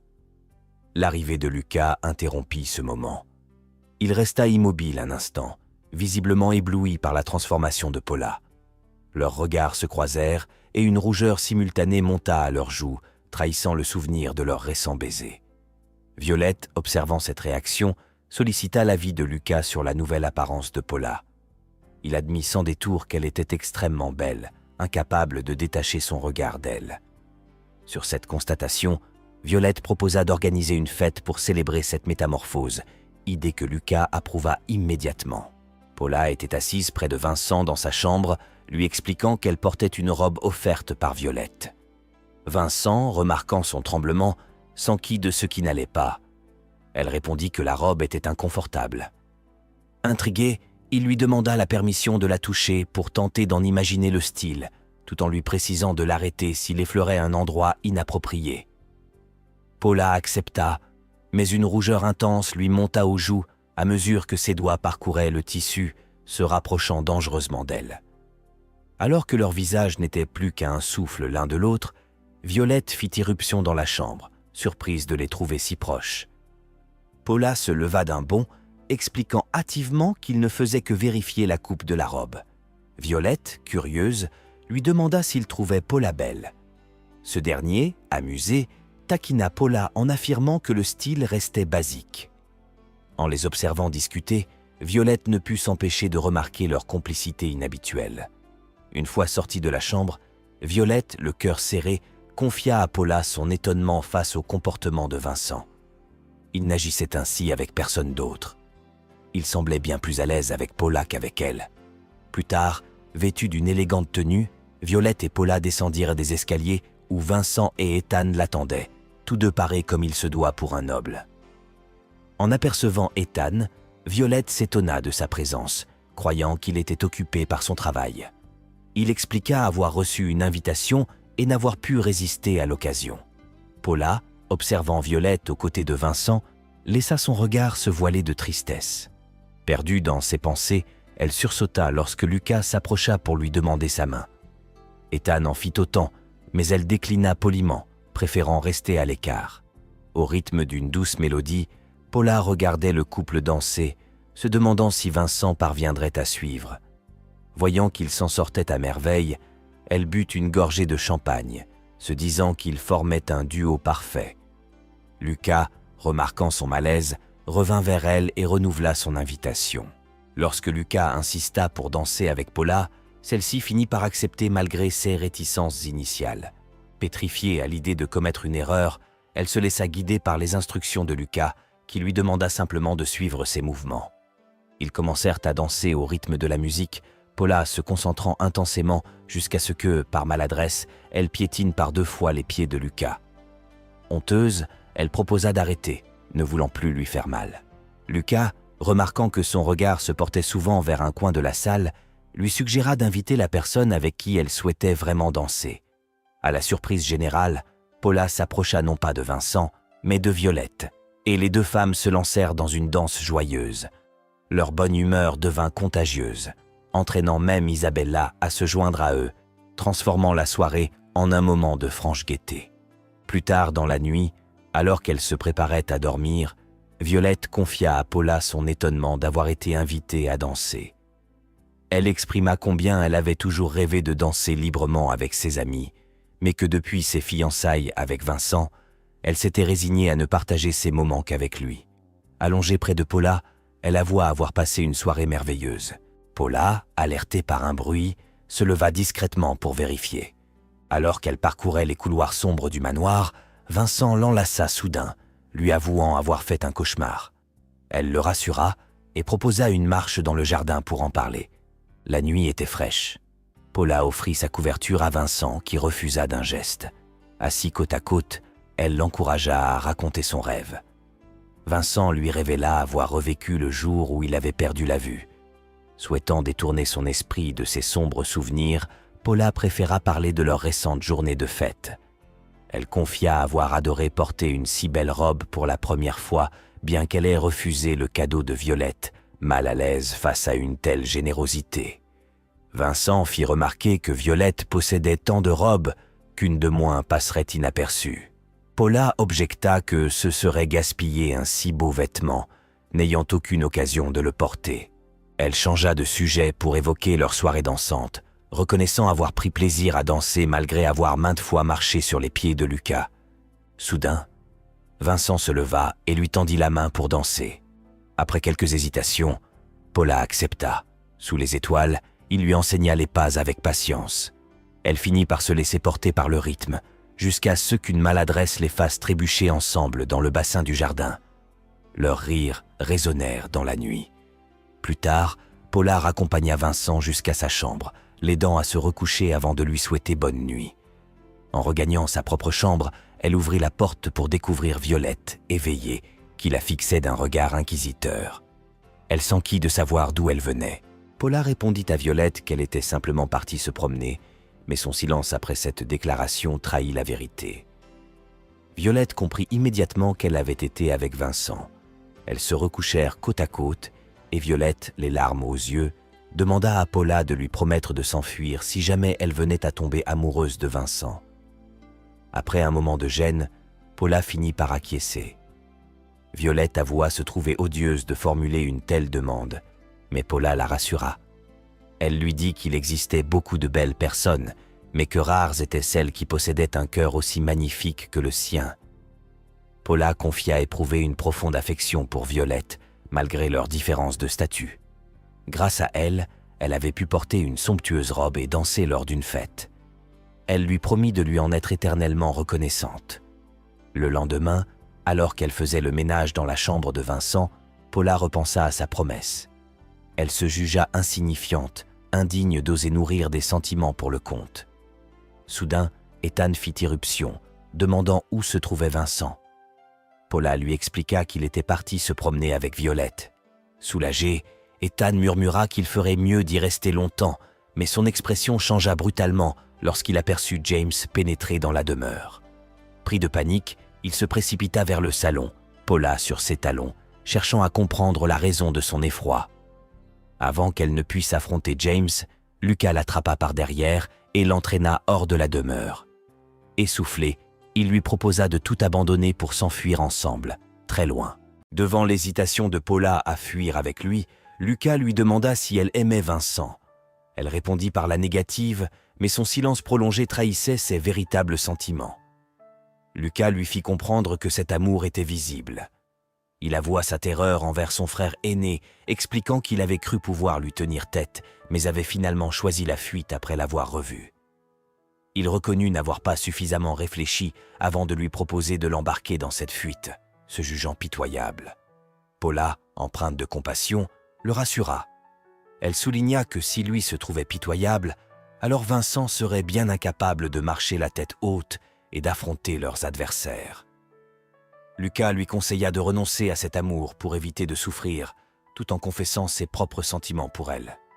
Il proposa de partir vers un lieu inconnu, souhaitant passer sa vie à ses côtés. Ce qui n'était au départ qu'une curiosité s'était transformé en une affection profonde. Face à son silence, il lui accorda du temps pour réfléchir avant de regagner le manoir où James l'attendait. Alors que Paula retournait vers le manoir, elle vit Vincent et Violette arriver au salon privé où le père de Violette les attendait. Ce dernier, le regard chargé de colère, ordonna à sa fille de rentrer immédiatement, demandant à sa nourrice de l'emmener. Descendant l'escalier, il se dirigea vers Vincent et lui asséna un violent coup de poing, exigeant des explications sur sa cécité dissimulée. Il déclara que sa fille n'avait rien à faire avec un homme aveugle. Violette, en larmes, tenta en vain de le retenir. Le père annonça la rupture des fiançailles, mais Violette refusa catégoriquement, avouant son amour pour Vincent. Celui-ci, le visage tuméfié, lui demanda si elle était prête à affronter le rejet social, à devenir son infirmière à vie et à son incapacité à la protéger. Il lui demanda si elle était prête à endosser cette vie. Après avoir demandé à Violette en pleurs si elle accepterait une existence aussi difficile, Vincent lui confia son désir profond de la voir heureuse, un bonheur impossible à ses côtés. Il la pria de cesser toute résistance et de partir. L'esprit brisé, Violette finit par se lever et se laissa emmener par sa nourrice, quittant la demeure pour toujours. Le père de Violette s'approcha alors de Vincent, toujours affaissé au sol. Il lui rappela froidement qu'il devait tenir sa promesse de rompre les fiançailles sous peine de conséquences désastreuses avant de s'en aller. James, témoin silencieux de toute la scène, se mit à applaudir avec ironie. Annonçant son départ, son regard se glaça en croisant celui de Paula. Il s'apprêtait à la réprimander pour son audace, une serviteuse osant fixer un noble quand Ethan intervint. D'un ton conciliant, il parvint à convaincre son frère de regagner son carrosse. Les jours suivants, Vincent se cloîtrait dans sa chambre, plongeant Paula dans une profonde tristesse. Chaque fois qu'elle tentait de lui apporter de la nourriture, elle lisait dans ses yeux une résignation ancienne, comme s'il avait toujours pressenti cet abandon. Au moment de quitter les lieux, Ethan fit promettre à Paula de veiller sur Vincent. Il l'assura que Violette se rétablirait avec le temps, puis monta en voiture. Alors que Paula traversait les couloirs silencieux, Lucas l'interpella. Il lui annonça son départ imminent pour le lendemain, lui proposant de passer leur dernière journée ensemble, un sourire fragile aux lèvres. Paula le regardait, ses yeux émerveillés trahissant un mélange de gratitude et de regret. Lucas ayant proposé une sortie, Paula revêtit une robe élégante et l'accompagna jusqu'au village voisin. Émerveillée par l'animation des rues, elle avoua n'avoir jamais vu un lieu aussi vivant. Durant leur flânerie, des enfants espiègles bousculèrent Paula, qui faillit perdre l'équilibre avant que Lucas ne la retienne d'un geste vif. Il lui conseilla avec un sourire de rester près de lui dans cette foule. Elle l'observa un moment, saisissant la mélancolie derrière leur complicité feutrée. Près d'un stand entouré de monde, ils découvrirent un étal de barrettes décoratives. Lucas en choisit une qu'il glissa délicatement dans ses cheveux, affirmant qu'elle lui allait à ravir. Paula rougit, touchée par l'attention, mais l'empêcha de payer, arguant que le geste lui suffisait. Elle refusa tout autre cadeau, proposant plutôt de partager un repas. Il la conduisit dans un restaurant où il commanda une variété de plats qu'elle n'avait jamais goûtés. Bien qu'incapable de tout terminer, Paula trouva chaque saveur délicieuse. En sortant, Lucas lui demanda ce qu'elle désirait faire ensuite. Elle lui prit la main et proposa d'explorer chaque rue du village pour en graver l'image en sa mémoire. Ils parcoururent tous les recoins, dégustèrent des mets nouveaux et finirent par se perdre dans les ruelles labyrinthiques. Lucas la retrouva quelques minutes plus tard et malgré cet incident, leurs sourires persistèrent jusqu'à la nuit tombée, évitant soigneusement les sujets douloureux. De retour au manoir au lever du soleil, ils échangèrent un regard intense. Lucas avoua s'être amusé malgré les récents tumultes, soulignant combien cette journée avait apaisé son âme. Paula s'inclina, le remerciant avec sincérité, puis évoqua son devoir de préparer le dîner de Vincent. Alors qu'elle s'éloignait, Lucas la retint un instant et, hésitant, lui confia qu'il n'oublierait jamais les souvenirs de ce jour passé avec elle. Après que Lucas eut confié à Paula qu'il n'oublierait jamais leur journée ensemble, elle lui répondit que ces moments resteraient tout aussi précieux pour elle. Elle exprima le souhait de revivre une telle occasion, mais cette fois en y associant Vincent, Ethan et Violette. Une fois le dîner préparé, Paula se rendit dans la chambre de Vincent.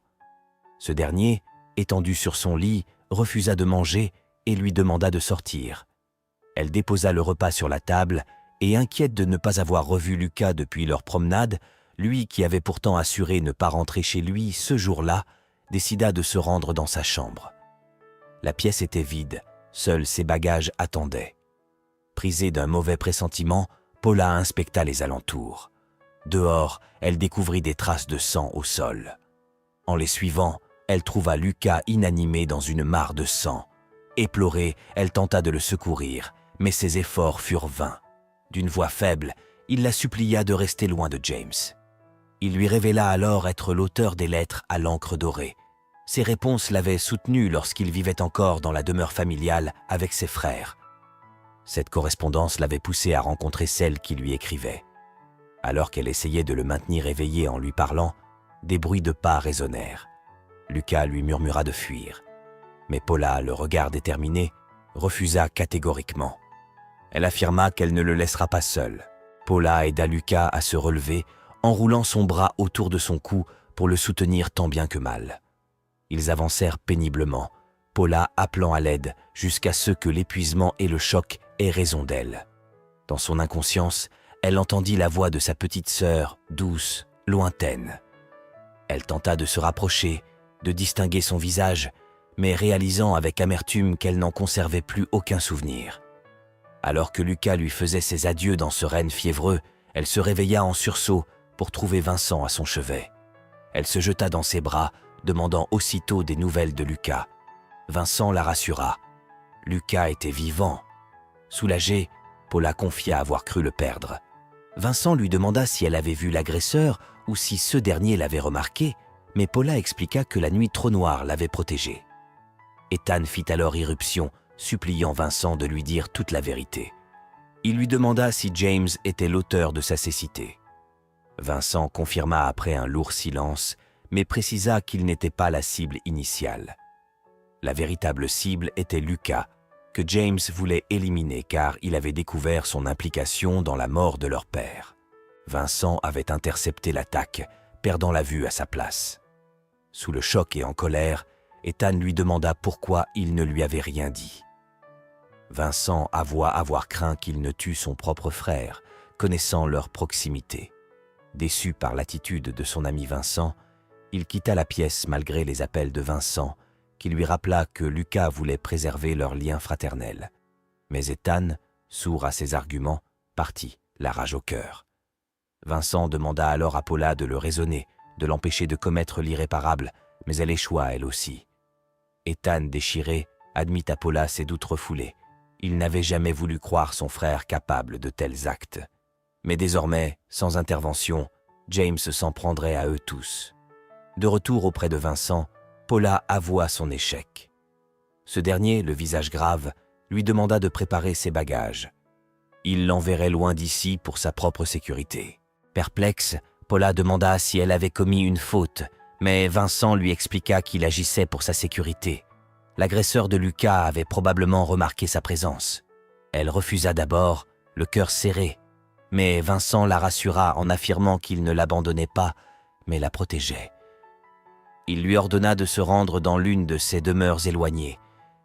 Il la prit dans ses bras, essuya ses larmes et promit de la faire revenir une fois le danger passé. Elle murmura que, s'il manquait à sa parole, son fantôme viendrait le hanter pour l'éternité. Le lendemain, tandis que les servantes préparaient le carrosse, Paula, l'air triste, faisait le ménage dans la chambre de Vincent. Celui-ci, remarquant sa mélancolie, lui proposa une dernière promenade. Il refusa sa canne, lui demandant plutôt de le guider par la main. Ils se dirigèrent vers le champ de fleurs où Lucas les avait emmenés. Paula, se souvenant du chemin, le guida en serrant sa main. Arrivé sur place, Vincent sentit des pétales l'effleurer et supposa qu'ils étaient arrivés à destination. Paula confirma, ajoutant que la beauté du lieu l'apaisait instantanément. Elle comprit alors que Vincent avait choisi cet endroit pour lui offrir un dernier réconfort. Émue aux larmes, elle écouta Vincent lui demander, d'une voix grave, si elle redoutait l'avenir. Elle avoua sa peur. Il lui révéla alors son intention prochaine, dévoiler sa cécité au monde. Vincent confia à Paula qu'il révélerait bientôt son état au grand jour, mais que l'idée d'affronter les regards le terrifiait. Il estimait pourtant devoir s'y résoudre, conscient que les mots pouvaient parfois blesser plus cruellement que les actes. En tant que comte, il avait la responsabilité de veiller sur de nombreuses vies et se trouvait pathétique d'éprouver une telle peur. Paula le rassura, soulignant les progrès accomplis malgré les épreuves récentes. Il continuait à se vêtir, à se nourrir et à vaquer à ses occupations avec une dignité intacte, preuve de sa capacité à faire face au monde. Elle ajouta qu'il ne devait pas s'inquiéter pour elle, elle saurait se débrouiller seule, où qu'il l'envoie. Vincent lui demanda alors si sa propre vie n'avait à ses yeux aucune valeur. Paula répondit que sa mort n'attristerait personne. Elle se jugeait sans droit à l'existence, simple poussière promise à rejoindre ses frères et sœurs disparus. Les moments de bonheur vécus ici ne changeaient rien à sa nature maudite. Vincent comprit qu'elle n'avait jamais connu l'amour familial et avait enduré une existence douloureuse. Il lui affirma qu'elle méritait le bonheur plus que quiconque. Paula avoua que personne ne lui avait jamais tenu ces mots. Elle n'était qu'une survivante ayant ignoré les sacrifices des siens, se croyant avide d'avoir simplement voulu vivre. Elle avait prié pour vivre un jour de plus, sans oser espérer le bonheur. Que Vincent lui ordonne de vivre et d'être heureuse la bouleversait profondément. Vincent, ému, demanda s'il pourrait un jour marcher seul dans les ténèbres et y briller malgré tout. Paula, le regard déterminé, lui confirma qu'il en possédait la force. Après avoir rassuré Paula, Vincent se mit à marcher résolument vers le champ de fleurs, la laissant stupéfaite. Il traversa les pétales avec une assurance déconcertante, marchant aussi naturellement comme s'il voyait. Inquiète, Paula l'appela, mais il lui demanda de rester où elle était, ce qui ne fit qu'accroître sa perplexité. De retour à ses côtés, Paula lui demanda s'il avait simulé sa cécité tout ce temps, car il lui semblait impossible d'agir ainsi sans la vue. Vincent rit doucement et lui expliqua qu'il s'était longuement entraîné à se passer de sa canne. Admirative, Paula lui demanda s'il n'avait jamais eu peur. D'un geste tendre, il répondit qu'il avait suivi ses propres conseils, se relever après chaque chute. Il se souvint du jour où elle lui avait dit de s'imaginer en pleine aventure, même dans les ténèbres, et de faire preuve de courage. Vincent avait compris qu'il lui suffisait de changer sa perception des choses. Même s'il trébuchait dans l'obscurité, il devait se relever et avancer comme si de rien n'était. Il lui prit les mains et ajouta qu'elle devait, elle aussi, appliquer ses conseils. La vie valait la peine d'être vécue. Il lui rappela qu'elle lui avait promis de rester à ses côtés, peu importe ce qu'il adviendrait. Lorsqu'ils quittèrent le champ de fleurs pour retourner au manoir, Paula ne cessait de regarder Vincent, le cœur léger. Elle songea que cet homme n'avait plus rien à voir avec celui, affamé et tremblant de peur, qu'elle avait connu cloîtré dans sa chambre. L'homme devant elle avait renforcé son mental et son physique. Sentant son regard, Vincent taquina Paula en disant qu'être en vie avait ses avantages, puisqu'elle pouvait encore admirer de belles choses comme lui. Ce qui la fit sourire. De retour au manoir, dans le jardin, Paula repensa à tout ce qu'elle avait vécu avec Vincent au moment partagé et ressentit une joie profonde. Il lui avait montré qu'il pouvait marcher sans canne. Alors qu'elle s'apprêtait à partir, une servante nommée Rénika la rejoignit en larmes. Elle venait d'apprendre le départ imminent de Paula et lui confia, la voix tremblante, que sa vie serait en danger si elle quittait le manoir. Rénika raconta à Paula la disparition inquiétante d'une servante et d'un domestique quelques jours plus tôt. Les deux employés, secrètement amoureux, avaient coutume de se retrouver dans l'annexe interdite pour leur rendez-vous. Un matin, ils avaient disparu sans laisser de traces. Paula supposa que le contrôle strict de l'annexe visait à protéger le secret de l'état de Vincent. Rénika ajouta avoir aperçu des individus au visage masqué rôdant près du domaine. Elle avait retrouvé le bracelet de la servante disparue, un cadeau de sa mère auquel celle-ci tenait tant. Elle avertit Paula que leurs moindres faits et gestes étaient observés. Pour survivre, il fallait se faire oublier, respecter les règles et ne jamais attirer l'attention. Des personnes de leur classe sociale disparaissaient sans que nul ne s'en inquiète. Le lendemain, Paula, prête au départ, jeta un dernier regard par la fenêtre du manoir. Elle aperçut Vincent près de la fenêtre de l'annexe et se souvint de leur dernière conversation. Il ne viendrait pas lui dire au revoir, car il savait qu'ils se reverraient. Ce n'était qu'un au revoir. Alors qu'elle se tournait vers la calèche, Isabella l'invita à monter.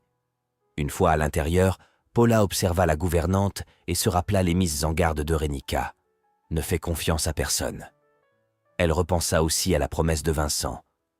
Il viendrait la chercher une fois le calme revenu. Des souvenirs de ses débuts au manoir refirent surface. Malgré les défis, elle n'avait jamais reculé, s'efforçant chaque jour de gagner la confiance de Vincent et de ses amis. Elle avait vécu ses plus beaux moments ici, trouvant sa place parmi eux. elle n'oublierait jamais ces instants de bonheur. Inquiète pour Vincent, elle demanda à Isabella si quelqu'un la remplacerait auprès de lui. La gouvernante répondit qu'elle s'occuperait personnellement de Vincent sur son ordre. Paula comprit, le cœur léger, que Vincent conservait sa place à ses côtés en attendant son retour. Quelques heures plus tard, Paula s'endormit, pour se réveiller en pleine nuit alors que la calèche s'arrêtait brusquement. Isabella l'invita à descendre. Paula, intriguée, demanda où il se trouvait. Isabella répondit qu'ils étaient toujours en pleine forêt bordant le domaine des Bellunita. Paula, perplexe, rappela que Vincent lui avait dit qu'elle se rendrait à Novella. Isabella lui demanda froidement si elle comprenait pourquoi elle avait été la seule employée autorisée dans l'annexe et pourquoi aucun autre serviteur n'y était admis. Paula, saisie par la peur, recula lentement. Isabella révéla froidement à Paula que certains comptaient se débarrasser d'elle rapidement. Bien qu'elle obéît aux ordres de Vincent concernant la gestion du personnel, d'autres détenaient l'intégralité des pouvoirs, et elle n'agissait pas seule.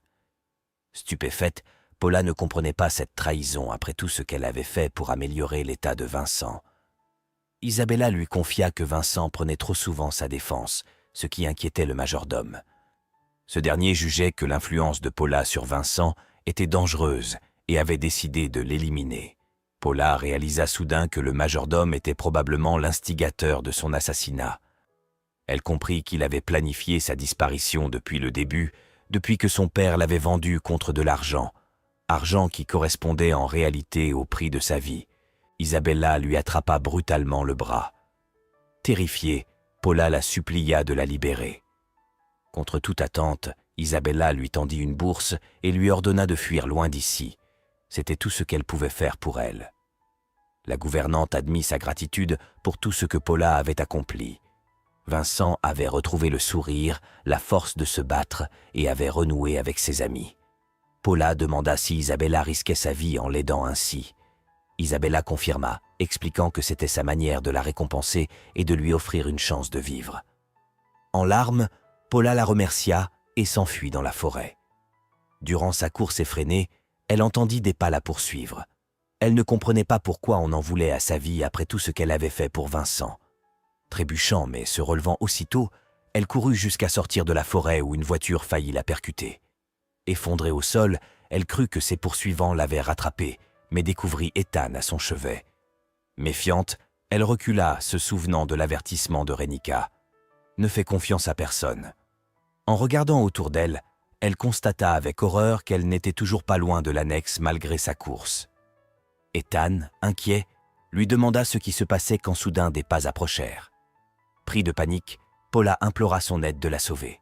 Ethan tendit sa main à Paula pour la rassurer, affirmant qu'elle pouvait lui faire confiance. Ils montèrent dans la voiture et pendant le trajet, Ethan, intrigué par son comportement, lui demanda pourquoi elle semblait vouloir fuir.